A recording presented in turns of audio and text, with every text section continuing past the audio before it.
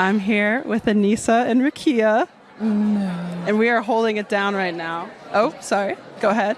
My bad. It's okay. Sorry. Go ahead, say your name.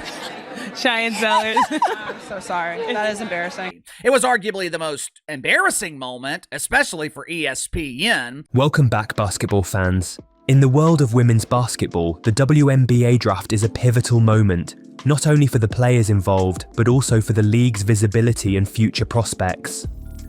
This year's draft, however, did not unfold as many had hoped. With ratings plummeting and a cloud of controversy hanging over the event, questions linger about the future of standout players like Angel Reese. The spotlight seems to be shifting, causing concern that she may soon fade into the background. Today, we're diving into a moment that's shaking up the sports world and changing the game for women's basketball forever. If you want to unpack the fascinating dynamics of this new era in women's sports, make sure to hit that like button, subscribe, and activate notifications so you don't miss any of the action. As ESPN attempted to celebrate the newly minted WNBA players, one could feel the tension in the air. An unfortunate misidentification of Hailey Van Lith was just the tip of the iceberg, raising eyebrows about the network's dedication and respect for women's sports. Indeed, the draft night showcased a series of missteps.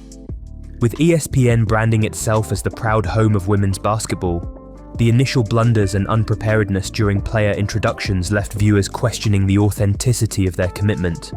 If the network cannot even get the basic details of the athletes' names right, what does that say about the value placed on their narratives? Mispronunciations and a lack of recognition for the players present are not just embarrassing, they're indicative of a systemic issue in media coverage of women's sports. I'm here with Anissa and Rakia. No. And we are holding it down right now. Oh, sorry. Go ahead. My bad. It's okay. Sorry. Go ahead, say your name. Cheyenne Zellers. I'm so sorry. That is embarrassing. Cheyenne, I apologize by the way. That's so embarrassing. Amid the chatter surrounding the draft, the buzz about certain players has overshadowed the contributions of others. Let's examine Paige Bueckers, who has garnered substantial attention compared to many of her peers, leading to mixed narratives about her role in the league. While many view her as a star, the distinction between being a star and a draw is critical. In wrestling history, stars like Hulk Hogan and The Rock transformed the business with their ability to pull mainstream audiences, a power that few possess. In the world of basketball, being a star does not inherently mean one has the ability to attract viewers, create revenue, or sell merchandise.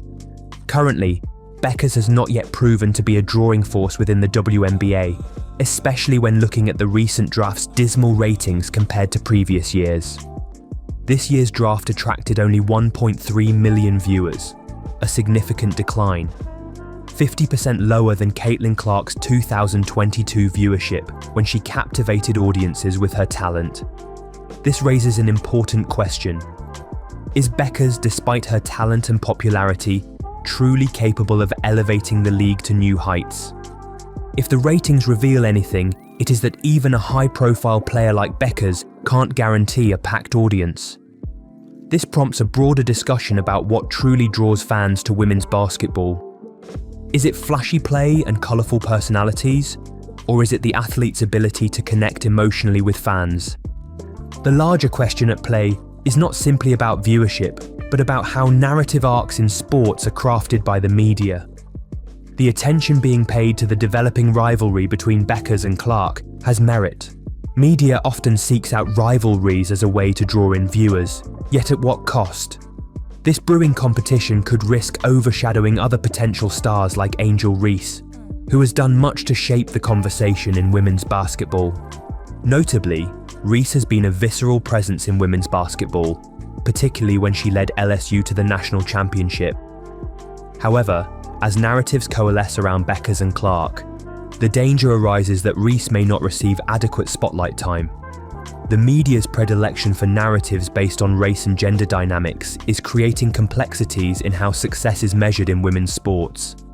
In addition, the cultural context surrounding women's sports is layered. It is not only about skills or numbers on the scoreboard, it is about representation and how athletes connect with broader societal themes. When media outlets amplify certain stories while minimizing others, they risk shaping perceptions of who deserves success, or who has the potential to be a mainstream draw. It is essential to dissect why some players garner more media attention than others. Reese, for instance, boasts millions of followers on social media, outpacing both Beckers and Clark combined. Yet the essence of being a social media star does not always translate to being a draw in the traditional sense. Many young athletes attract digital followings, but struggle to convert that popularity into real-world viewership or economic viability for leagues. For Reese, the case is interesting. When she won the national championship, it didn't just bring her accolades, it should have elevated the conversation around women's basketball to new heights. Yet, it seems that even success on the court is not enough to guarantee visibility. The disconnect between her digital presence and physical attendance or engagement highlights a crucial divide. Professional sports are often seen as a meritocracy, but this theory falls flat when we examine the reality of women's basketball. The metrics of success are no longer limited to individual accolades or championship rings. They encompass the narratives crafted around players and their relatability to fans. This is where players like Reese are vulnerable. Can they translate their significance and online following into not just support for their teams, but also a wider consumer base for the league? Historically, the women's sports landscape has struggled for equitable coverage. Watching the media favour certain narratives over others highlights an ongoing issue rooted in transparency and representation. The data speaks volumes. In the last WNBA season's postseason, approximately 80% of the award winners were black players. Yet, the coverage on black female athletes remains disproportionately low compared to their white counterparts. The demographics of basketball provide a rich tapestry of stories yet remain largely untold. Is it because the portrayal of black athletes frequently becomes tangled in stereotypes? Or is it simply that certain players are marketed more effectively than others? Captaining this conversation is Reese, whose dynamic presence has not only filled arenas, but has also generated traction on social media. She is engaging, charismatic, and capable of breathing life into the game, qualities that should command attention. Yet, as conversations swirl around the next big rivalry, the question remains, will she be included in that narrative, or will she find herself sidelined? The media's relationship with female athletes is nuanced and often fraught with pitfalls. The emotional resonance captured in moments of athletic brilliance can easily tip into narrative tropes that favour certain athletes over others, sometimes unfairly. As the landscape evolves, keeping race and gender at the forefront of discussions about sound coverage in women's sports becomes imperative. As the WNBA approaches a new season, the media's spotlight on Beckers and Clark offers a complex narrative fraught with implications for future successes. The emerging rivalry may indeed galvanise fans, yet it's critical that the stories of all players, including Reese, are also highlighted. Much like the NBA's historical focus on its leading stars, think of eras dominated by players such as Kobe Bryant, LeBron James, and Stephen Curry. The WNBA also thrives when singular narratives circulate. However, what happens when the spotlight is only reserved for two players? Other stories, other potential draws like Angel Reese, risk becoming overlooked in this environment. The reality is that the perception of certain athletes as the main attractions can lead to disparity, eroding the potential for genuine competition among players.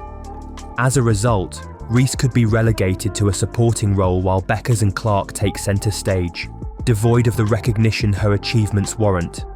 As fans, commentators, and stakeholders in women's sports, we must advocate for broader representation in narratives, ensuring that every player has the opportunity to shine.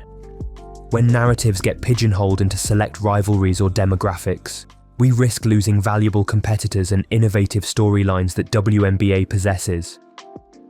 Athletes like Reese must not only be included in the conversation, but celebrated for their contributions to the evolving dynamics of the game. Additionally, it's critical that sports media professionals and organisations work to cultivate more inclusive and diverse engagements with the athletes they cover. The vast talent pool that women's basketball offers should draw eyes, not just those fixated on rivalries based on constructed narratives. As we head further into the WNBA season, the implications of the media's choices become even more apparent. Will they continue to craft a narrative that favours rivalry and division, or will they embrace an inclusive approach that celebrates the myriad talents within the league? The answer rests in the collective efforts of fans, commentators, and the players themselves to broaden the narrative landscape. Reese, along with her peers, should be positioned for not just recognition, but true competitive visibility across all platforms. With fans growing in numbers and enthusiasm for women's sports, there exists an opportunity to shift how narratives are shaped and how talents are celebrated. As the WNBA carves out its niche in professional sports, it also faces a daunting challenge: how to balance the interests of its stars while ensuring the league gains wider acceptance and growth. Just as strategies are executed on the court, so too must marketing and media efforts be fluid and adaptive. The WNBA draft has been a moment of reflection for the league, a question mark looming over the visibility of various players and stories yet to be told. Are we facing the risk of placing athletes like Angel Reese into the shadows while the media focuses on the rivalry between Beckers and Clark? This could undermine not just the potential of Reese, but the integrity of women's sports as a whole. It is imperative for the WNBA to recognise the potential of all its stars and continue to create a narrative rich in diversity, complexity, and excitement. Because at the end of the day, fans don't just need a few bright stars. They need a galaxy of talent to engage with and rally around. Only then can the league truly shine.